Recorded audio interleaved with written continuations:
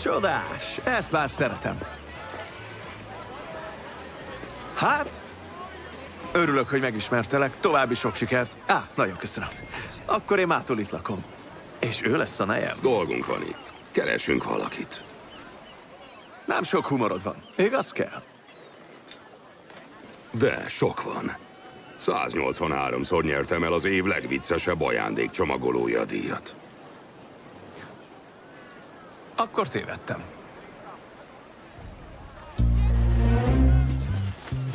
Megmutassam, hogy dolgozom? Igen, már kérni akartam. Meglátom mindenkiben a rosszat.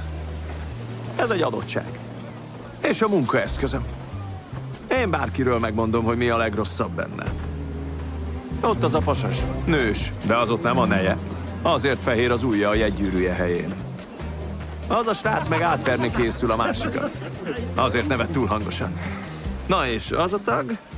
Na, ő érdekes. Miért kérdezed? Nem kérdeztem. Azért megmondom. Cipő. Nézz körül. Van-e még itt bárkin cipő rajtunk és rajta kívül? Ő se strandolni jött.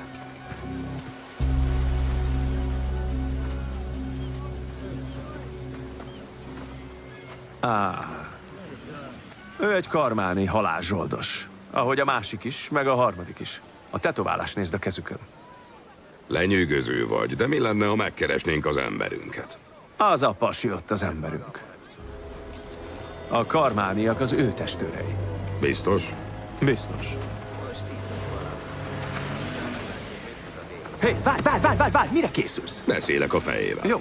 Jó, fogunk beszélni vele, de nem itt. Ahogy mondtam, ők halálzsoldosok. Nem lesz gond.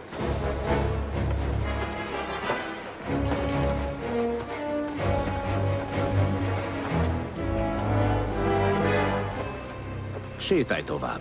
Beszélni akarok vele. Sétálj tovább. Akkor most 5-ig számolok.